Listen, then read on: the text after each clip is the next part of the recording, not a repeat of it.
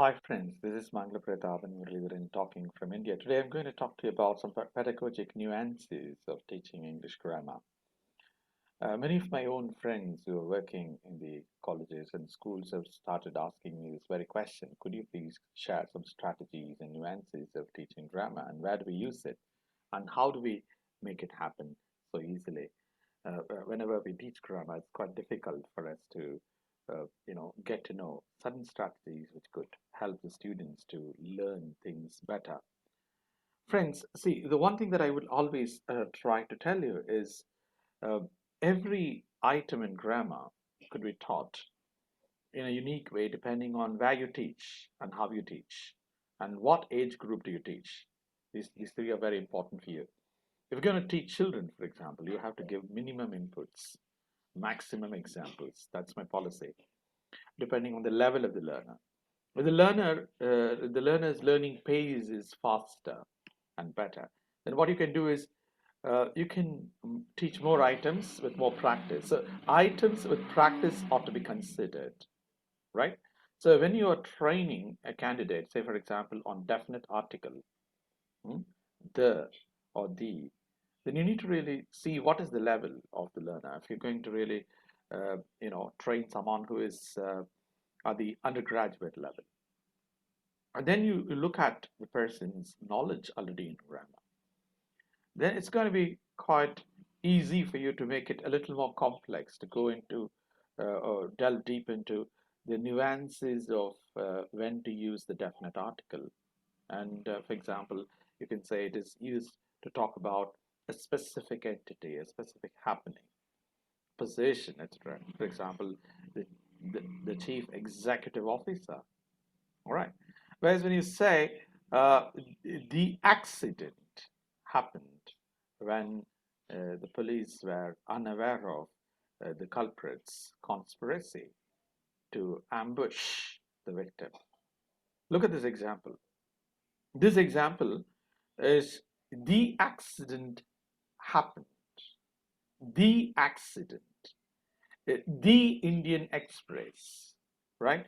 The Asian Age, the Asianet, right? Well, you have to be aware of the exact, pronunciation. So THE plus a vowel sound, THE becomes the. When THE plus a consonant sound, it becomes the, right? The Hindu, right? So make sure you train the candidates, you teach the candidates the nuances of pronunciation as well. But remember, when it comes to grammar, for example, you're going to teach tenses. Majority of my own colleagues who teach tenses happen to say it's very difficult to distinguish, you know, the so-called usages of past simple with past perfect for some of them. Even if we try train them, even if we give them examples, and sometimes they seem to be, not really understanding what they are supposed to understand. See, it takes time. You can't really be very fast. You have to give them a lot of time. You have to give them practice. So my attitude, rather my strategy here is to, for example, I give one example. I achieved so much because I had worked so hard with the support of my teachers and friends. Achieved so well, or I achieved a lot because because I had worked quite hard with the support of my teachers and friends. See, I had worked so hard with the support and guidance of my teachers and friends. This is a kind of a precedent to what I said before in the simple part. So you need to tell them exactly, real-time examples, and you make them write their own examples or say those examples, contextualize those examples. And see, in majority of the grammar books, we do have these examples, but don't limit yourself with those examples given in the grammar books. As a teacher, you have a responsibility to contextualize all that you teach. and you're expected to provide multiple examples, and you should recall it on the next day. So whatever we teach today, if we have an opportunity to teach tomorrow past simple with past continuous, then recall past simple with past perfect. And when you're teaching a story day after tomorrow, where if you find there several sentences with past simple and past continuous and past perfect, recall all the grammar rules. Recall those grammar rules as many times as possible, at least say 25 times, 30 times in a month. Then what happens? That it gets internalized. Most of these students will possibly use all these when they try to, use these um, so-called grammar items in real time language use.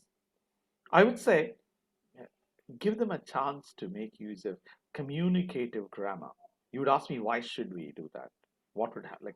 There are some teachers who ask me, uh, see, I can give them a few examples, I can give them rules, it's up to them to practice.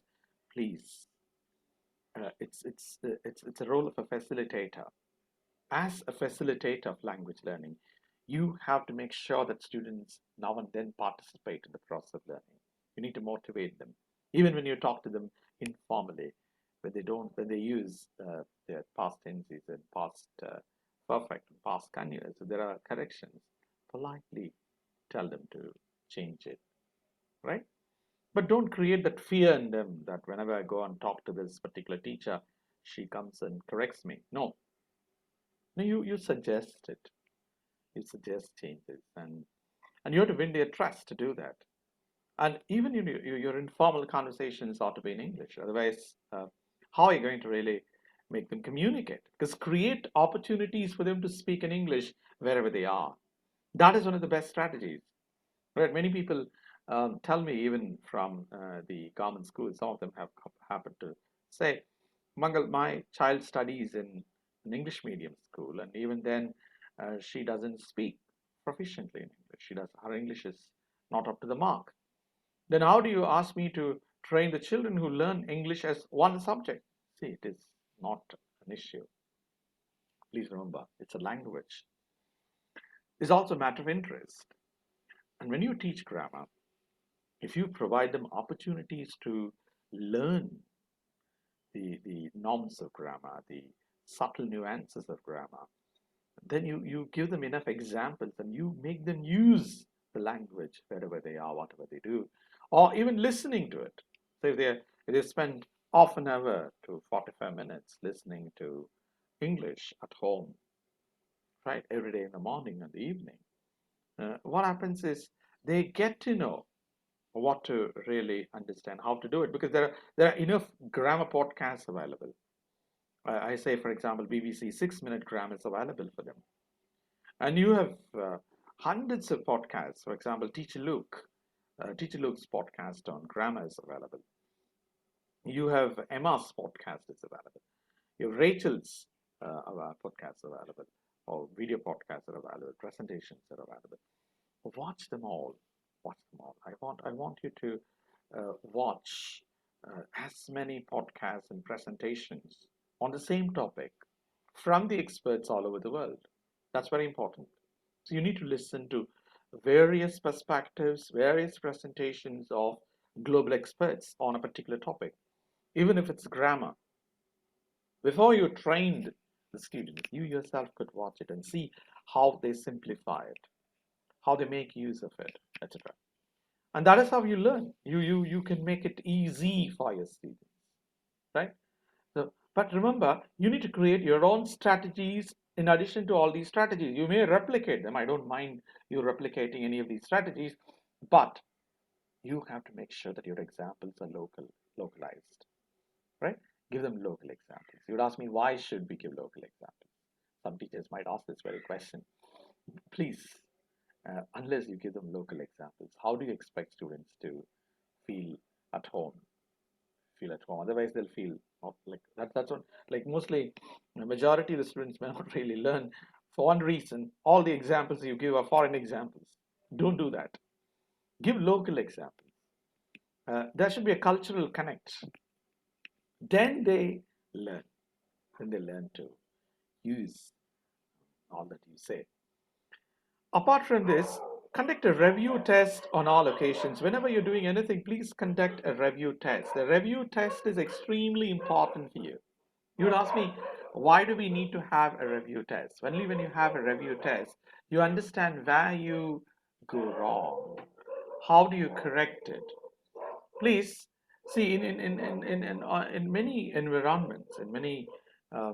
environments, we have this question of making things work for ourselves. But there are occasions where we need to really understand how the grammar inputs that we provide may be misinterpreted with the help of their local grammar inputs, or rather their mother tongue inputs. They compare it, right? For example, the word hardly is being translated in Tamil aridaga. It's very rarely. Please remember, it's not an equivalent.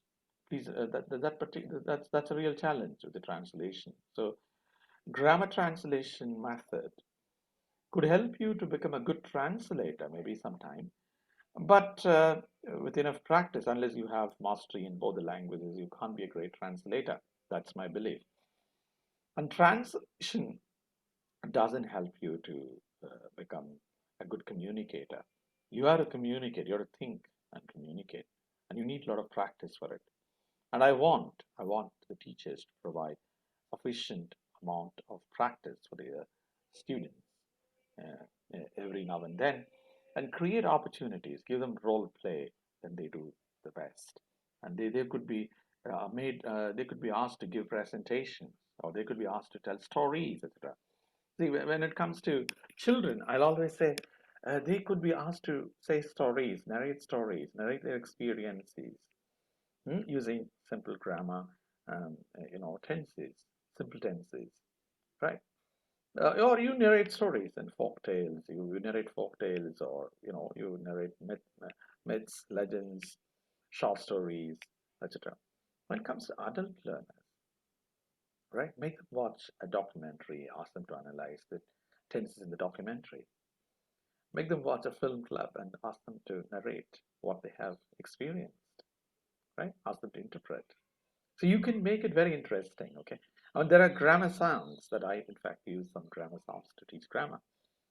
So think about all these nuances and strategies that we can make use of it in our classrooms to make the classes quite interesting. And I hope this video has been highly useful. In case you have any suggestions, you are interested in interacting with me, you're free to mail me, and you can look at my mail ID there online, and you're free to interact with me. I'm there to provide you all my suggestions related to pedagogic nuances in teaching English grammar. And I'm sure these pedagogic nuances in teaching English grammar will support you, help you to emerge as a highly successful teacher. Have a great time. Enjoy your time. Bye bye. See you.